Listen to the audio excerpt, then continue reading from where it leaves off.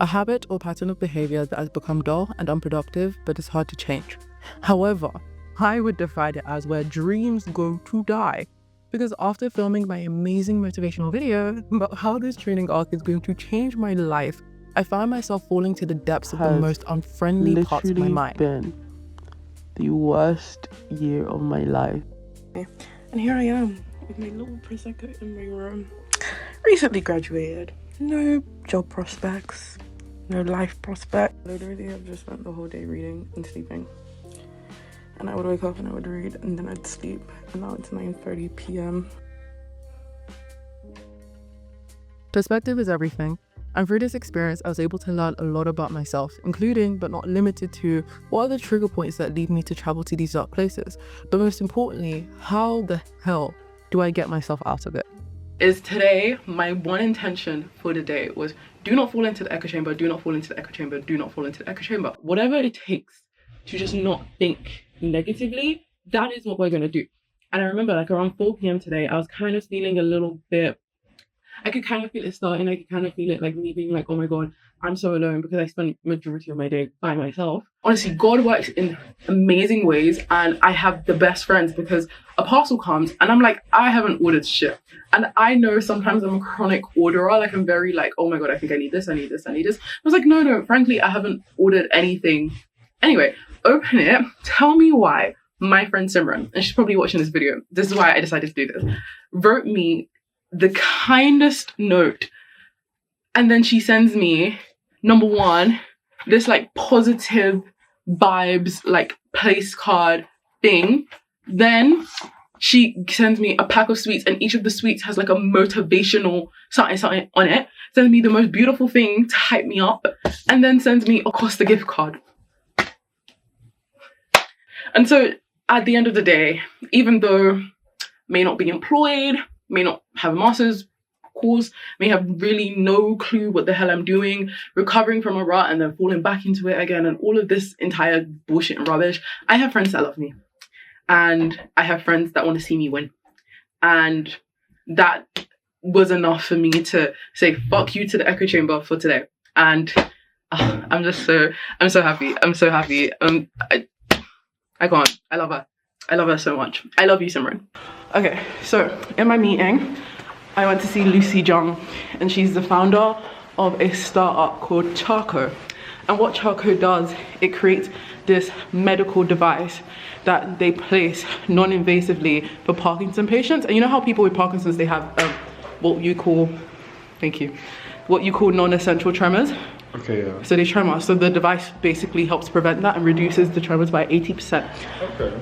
She's really cool. So I messaged her on LinkedIn. I was like, can I pick your brains? Can I hear from your experience? Do you have like 45 minutes to give me? And she did, and she talked about how she found her purpose, like her questioning, the things that she did, her advice for me. I also got a clip of her giving advice for the vlog. In general, if there's like a young person watching this that, like me, is a bit lost or stuck or anything, what advice would you give them when trying to decide or at least just come up to the point where they feel like they can choose a path?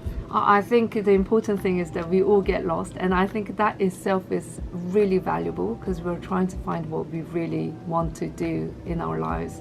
I think it's really great that we're a little bit confused, we're a little bit lost, but through that time of trying out different things, which I think is very important, you will find your path.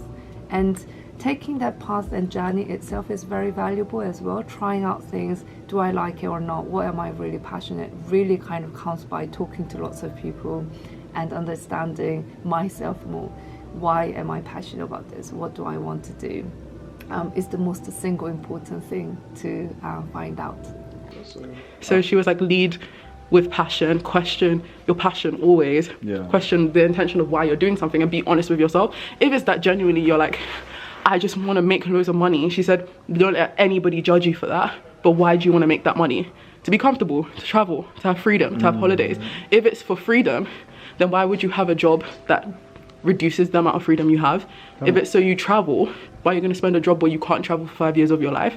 She said, you never know when your life is going to end. So you need to start living with the values and the passions that you think money is going to provide you. You've transposed these ideas really effectively. Thank you. Yeah. Thank you, Books. It's moved me. It's moved you. I feel touched. You. My life's gonna change. Well, the title of this podcast episode is getting out of a rut. That's the theme. But we'll see him again soon today. For real? Yeah, I'm gonna vlog. Angela's the best person to have on a vlog, by the way. She's entertaining. She's so fucking funny. She needs to start on TikTok. I'll see you later. It tastes good. It's just I'm trying to do more things that like I just don't normally do. You're preparing for the world of work. I'm preparing to be at desk. Yeah. I'm assimilated. I am assimilated. Yeah. Just how are you? I'm okay, you know. I'm doing quite well. So basically I'm doing this thing until I'm employed where I try and meet like a really cool person every week and like speak to them about their job. So I met like a really cool, do you remember Lucy Jung? And she was on the panel. I met with her today and she's so cool. She's very cool. I'm meeting Jason on Thursday. I met like a doctor last week. I'm having fun. You're networking. Yeah. Because you know what they say, network equals net worth. Yeah. And I just want money. Yeah. Money. No, you want experiences and happy memories. Yeah. And money. Look at me making change. Be original. Don't be like every black man that ever existed. What's this? You either do this. Let me show you. Hold the camera. He either does.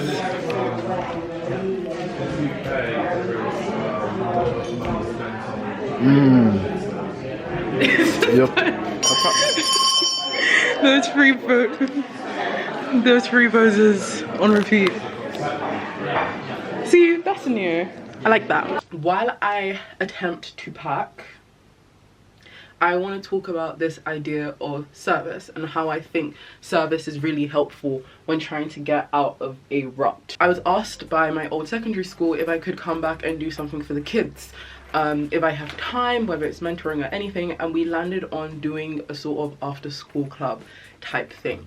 And I was really nervous because I wanted the kids that they had chosen to come to this club to feel like they're walking away with tangible skills and things that I truly think are not really discussed, particularly in state schools, but that's really going to change their lives. So for today, we talked about the art of debating and how a debate is and why learning the art of how to construct an argument is so important. That's things that is not really discussed in state schools out of like certain academic frameworks, and I don't even think in the academic frameworks that talks about effectively.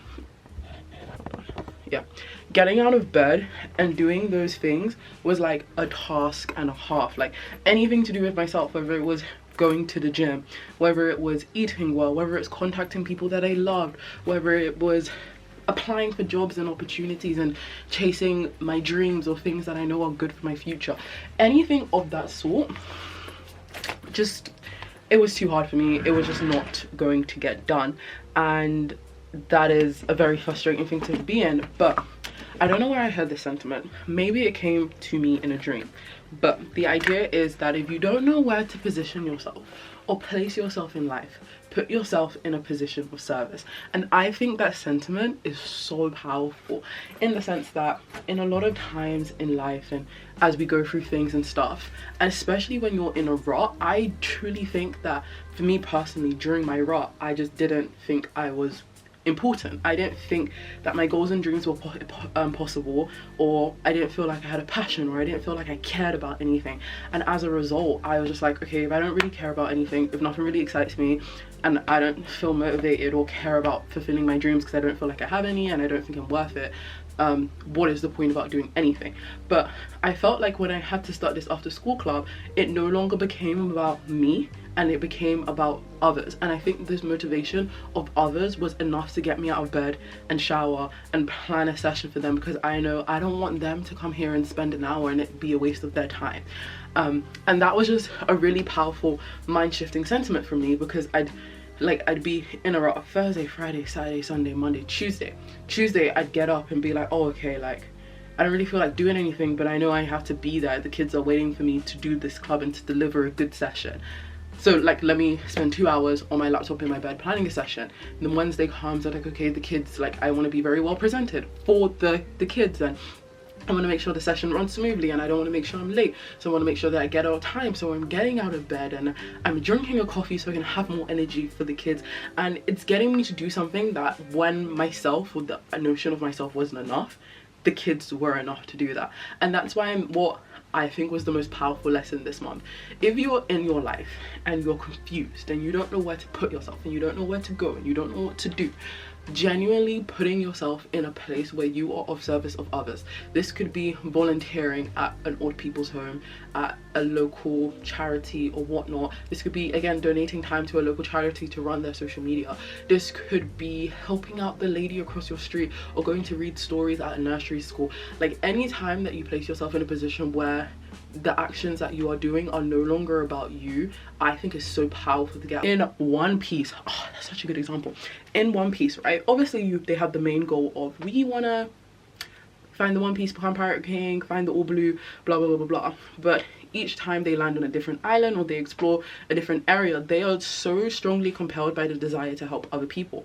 And through helping other people, whether it's their intention to grab something from it or not, just the pure desire of putting themselves in a position of service to help somebody fight a battle, or to help, you know, free them from torment or oppression, allows them to access or gain pieces of information that helps them along their journey to becoming the Pirate King or to finding the One Piece. Anyway, I'm done preaching. If you guys feel moved to donate to my page, I'm joking. Oh, what's my running joke? And so if you guys are struggling with your mental health right now, I think it's so important to do therapy, and this is why this video is sponsored by BetterHelp. You know, it's like so funny when it's just the most random leap, like. And so yeah, and you know what I always think about when I'm thinking about service to other people is how much the Cracked Hill Skull Balm has been of service to me. And thankfully this video is sponsored by, and it's really been of service to me. I used to be so insecure. My sense of humor is weird, I'm sorry. So one weekend in the middle of November, I decided to help out and be a runner and an extra on the set of a short film. And this is no secret to anyone, because I bang on about anime, and if you go on my TikTok and social media, I'm always banging on about music, films, books, science. That's my thing. Those are like my ADHD fixations, okay? And I've always loved films as a medium of telling a story. And I've always said, even throughout the course of trudging through my natural sciences degree, that I feel like I would land or end up in the film industry in some sort of way, in some sort of form. So I took on this side quest with that kind of long lost desire in the back of my mind, and it was so much fun. The rut disappeared instantly. To be around people that are so passionate and so talented, and allowing myself to be around people that cared so much about their craft and honoring their creativity, and also all of these people being of service to the person who wrote the scripts and allowing them to bring his vision to life, taught me a lot. And the small weekend side quest really opened my eyes to there is more to life than racking up like accomplishments for other people. And maybe this is why I fell into the rut in the first place, because I was thinking so much about what other people felt about the position I was in my current stage of life. Like, what are the things that are truly feeding my soul? I love my time on set, and I can't wait for you guys to see the finished product. How do you feel? Great. I feel like I found a new calling in life. What was it that I saw? It's like, you know, the memes of like the Wicked films where they just start crying after acting. Yeah, I'm gonna let me do your little interview. It's like, the script, when it fell on my lap, it just hit my energy. Yeah, that's And I get you. That's exactly what I thought.